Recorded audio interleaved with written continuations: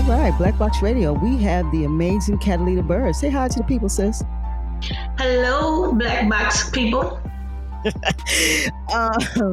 So tell the folks what you do professionally, if they don't know you, so we can unpack it. By trade, I'm a political campaign strategist and communications consultant, but right now I am in the process of running for mayor of Baltimore City. And Republican? You didn't say any of that. I am a Republican, yes. Okay. I'm a Republican candidate for mayor, one of 7. And prayerfully, next Tuesday, I win my primary so that I can still be on the ballot in November for the general. That'd be a beautiful thing because I'm independent. So I'm going to need you to get to the general. I'm working my best. I'm working hard. Yeah, well, all y'all to get to the general. So I could just throw your name up in the air. Well, everybody can't make it to the general. That's not how this works. Only one of us from each party get to go. I think everybody is, I've talked to you guys. So, we have to be neutral. So we just love all of y'all. Okay. But love me more, though. What'd you say? Love me more, though. Love you more. I hear that. I totally hear it. Nothing wrong with that. There's nothing wrong with that. So COVID-19 is upon us. You're campaigning. And so I'm sure that's changed dramatically because of campaigning. How has it affected campaigning? I mean, obviously, when it first hit, everything that was scheduled in terms of town halls and forums were initially just canceled. And as people figured out that this was going to be for a while, a lot of that stuff converted to Zoom and Google Hangouts and things like that. Obviously, we can't go canvassing or door knocking or physically hold events. So just a lot of phone banking and virtual forums and town halls through Facebook Live and those other platforms. Still trying to get the message out. Campaigns that had more money than mine, per se, did a lot more direct mail, got on TV earlier than you usually see going into a primary. I didn't have those kind of resources. So we just worked the phones and, continue to do the media requests as they came in the different forms and just hope that our message is resonating. Absolutely. So is there, and that's what I do want to know, is there kind of a way to gauge your progress, being that you can't really touch people? Is there a way that campaigns can gauge you, like instead of other than polls? Well, I was going to say, nobody's polling Republicans because Democrats have run the city since 1967. I tend to gauge it by interactions, right? So I look at my opponents' interactions on their lives and their tweets and see how many people are engaging with them versus me, to have some kind of idea of how broad their footprint is in terms of creating a base for themselves. But there's no like data, there's no polls for this right now. So they don't have nothing really, because of course we're in a whole new environment. So even campaigning has to change or get tweaked. And I guess there's not really a way to gauge. You just have to go hard and do the best you can. Right. And a lot of them were doing a lot of Facebook town halls. Mm-hmm. Today, this is my 3rd interview today, right? Mm-hmm. So I don't feel like doing a live and I'm doing my own town hall after I've been talking already all day. So, I don't, for whatever reason, they weren't responding to all of the media requests. Some organizations opted to name me the front runner in the Republican race and not invite my counterparts to those forums. Mm-hmm. I am thankful that my years in journalism and on radio and TV in Baltimore, I earned the respect of my colleagues. So, everybody's been playing really fair in a way that you don't usually see with Republican candidates. It's usually just the Democrats, and you don't even know who the Republicans are running. But my colleagues have been extremely gracious. Well, that's a great thing. This is a time that I think we have to extend graciousness that we would normally, because this is a very uncertain situation we all are in. So that's a good thing. I wonder if the Democrats can say the same thing. They're being gracious with each other. I don't know.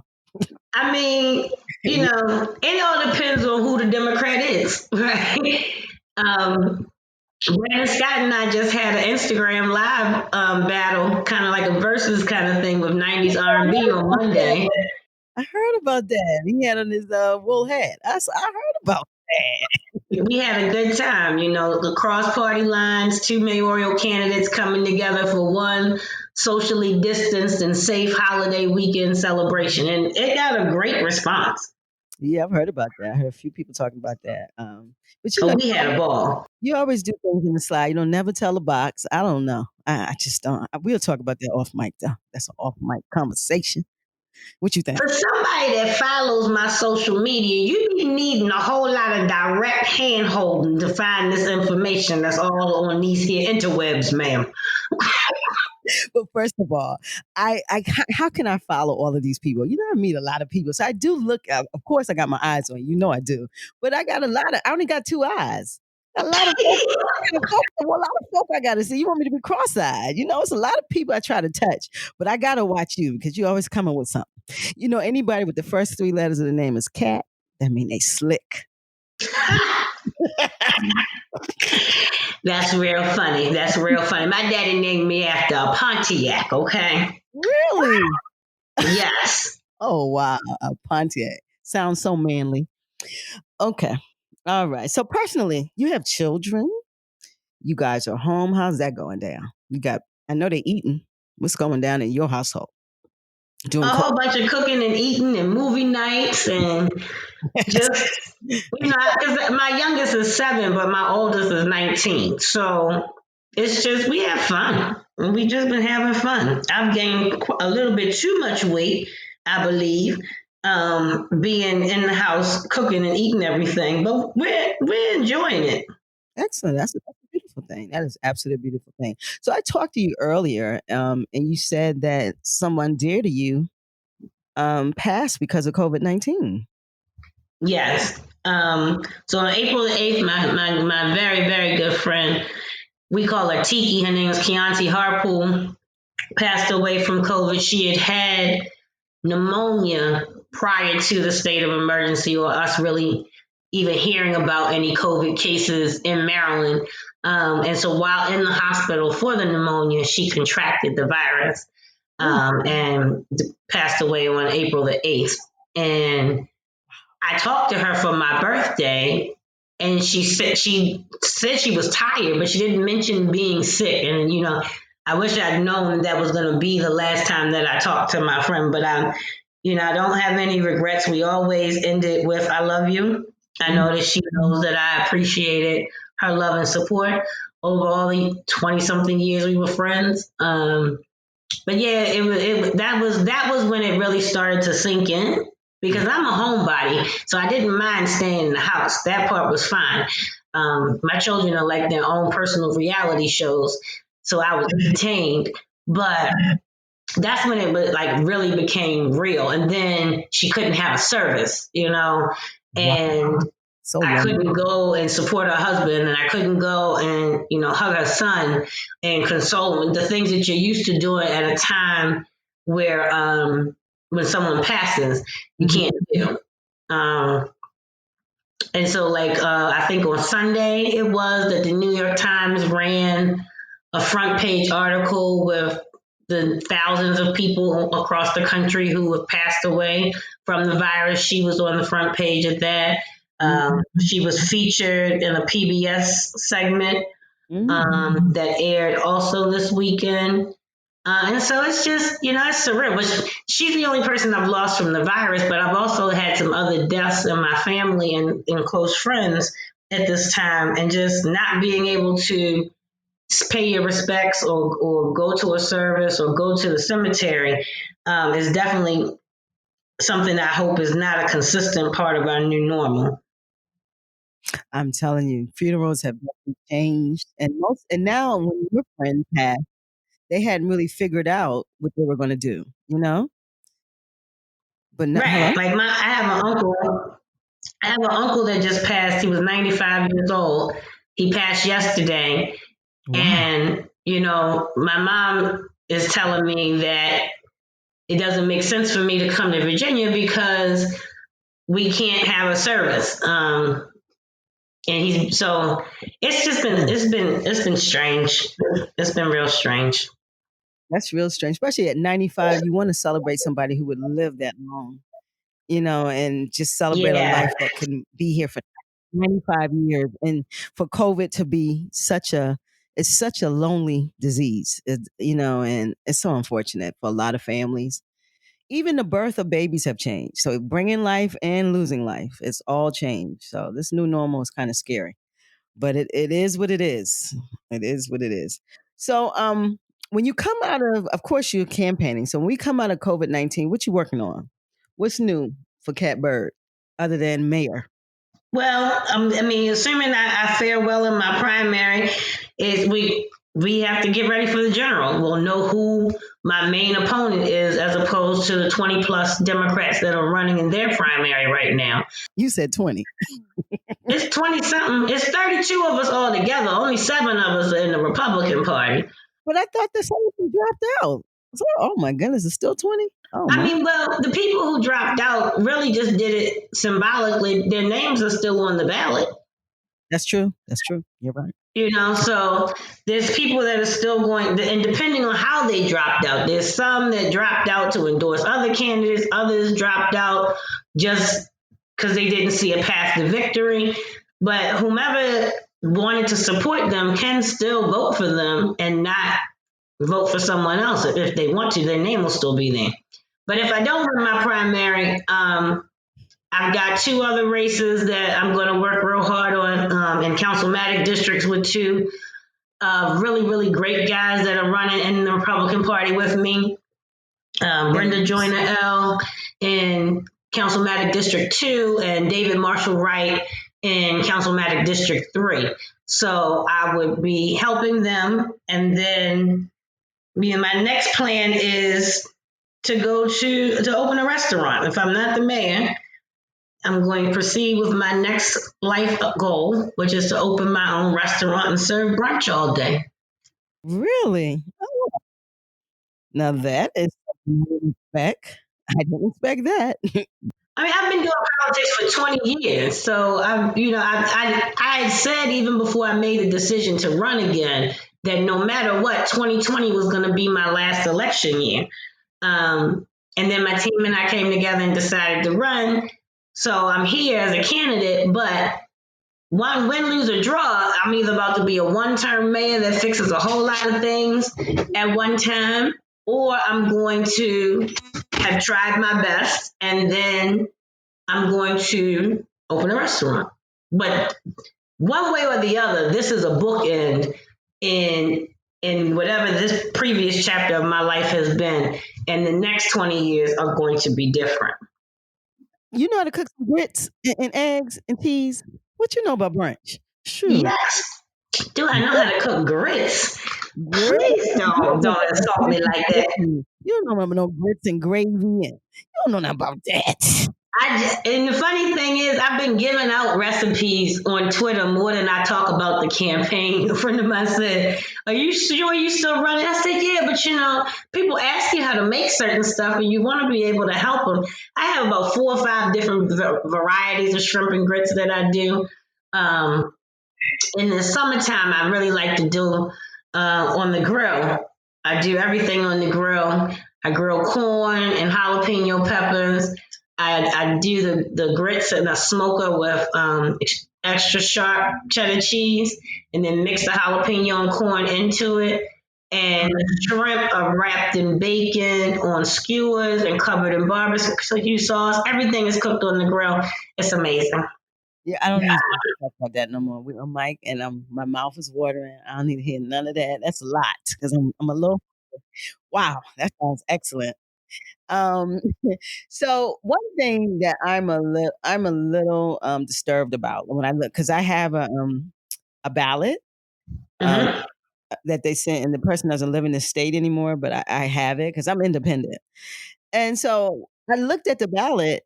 This is how you split the vote with all of these people listed, and you don't know who's running, who's not. Why do they do that? Is that by force or if why is that done? Why is what done? That so Why many people can run? well, I know so many people are running, but a lot of those people have suspended their campaign or they're not actually running. So there's no update of the actual ballot because it's kind of confusing to Well, have no, to because when you file, you're given a calendar, right? The Mhm. calendar tells you when your campaign finance reports are due. It also tells you the different deadlines, like if you withdraw before this date, you won't be on the ballot. And if you withdraw after this date because they've already gone to print because we use an out of state vendor, your name will be. So everybody that you see on that ballot got that calendar when they filed. got And it. so if they suspended after the withdrawal date, they knew that they stood a chance to split the vote.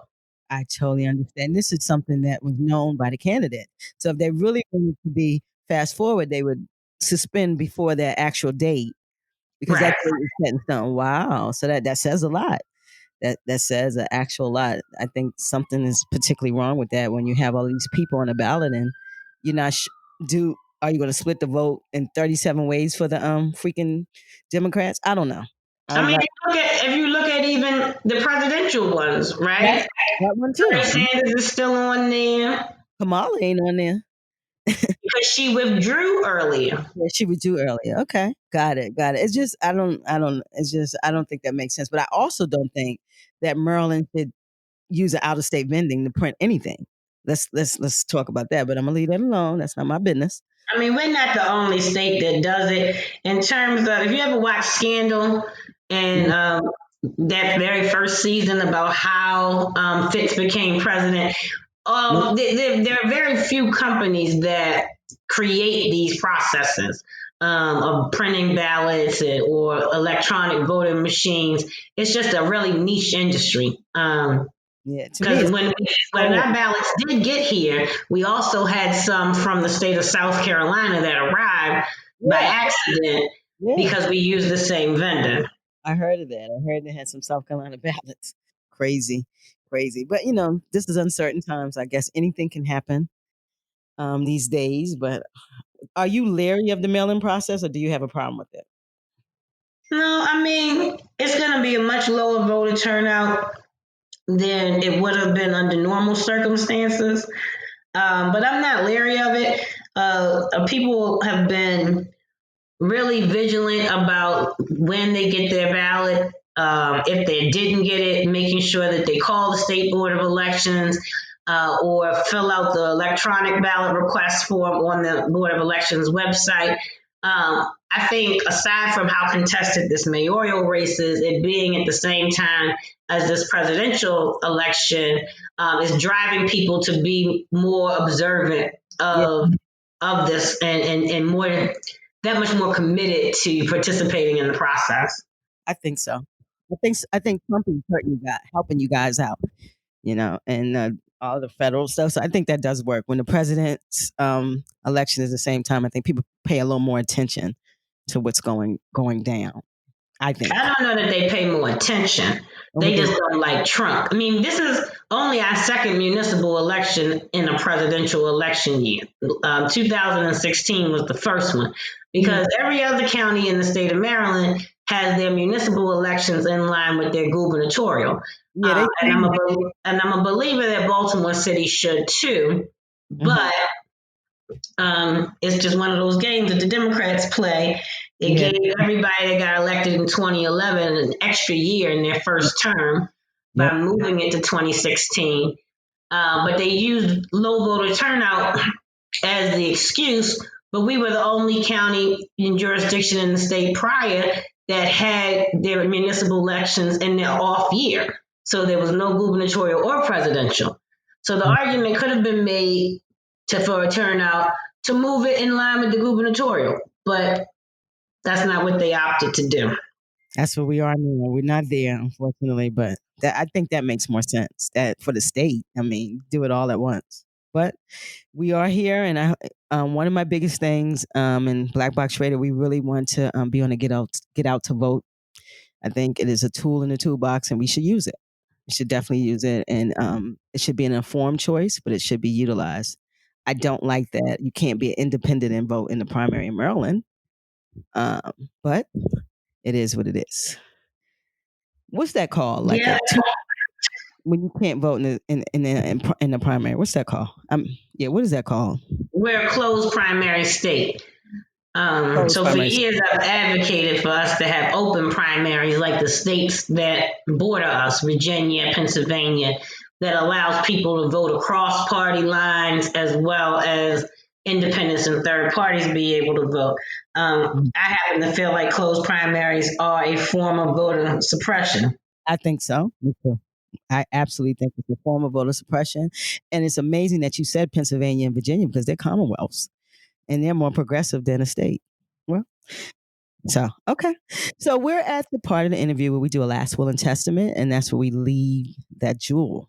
So that spiritual vitamin, that jewel for the folks. So we need Kat's jewel. Be you Republican or Democrat, please vote on June 2nd. It is of the utmost importance. And then if your candidate does not win the primary, please don't use that as an excuse to not stay engaged and informed and not return to the polls on November 3rd. What I tell people all the time is that a primary only determines who gets to run to represent a party, but the general election determines who gets sworn in and takes over that particular position. And that's what makes the general the most important election. So just make sure you stay engaged and stay in the process. June 2nd and November the 3rd. And stay safe while we figure out what new normal looks like and continue to move through this pandemic as healthy and positive as possible. Okay. Awesome. G? Catalina Byrd, thank you so much for joining us and being a part of the Rona Report. Always great to hear your unique voice and your insights into the political landscape. If you enjoyed this conversation, listeners, you can find all the voices of the Rona Report.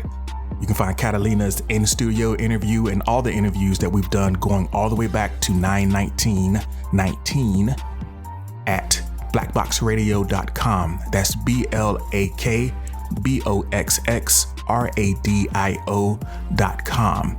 You can also find us on Facebook and Instagram at Black Box Radio and find us on Twitter at BoxBlack. That's BOXXBLAK. And if you're hearing this message, we need your help to spread the word. Our voices get suppressed on social media platforms. So please send this to a friend, send it in a text, send it in an email so all of these important voices can be heard. Yeah, we're in that Rona Report, and we just had Catalina Byrd, the 2020 mayor candidate. We're running on a Republican ticket. We thank you so much for your time. Thank you. Thank you for having me. You're so welcome. So this is the Rona Report. You're with Black Box Radio. We're out. Peace.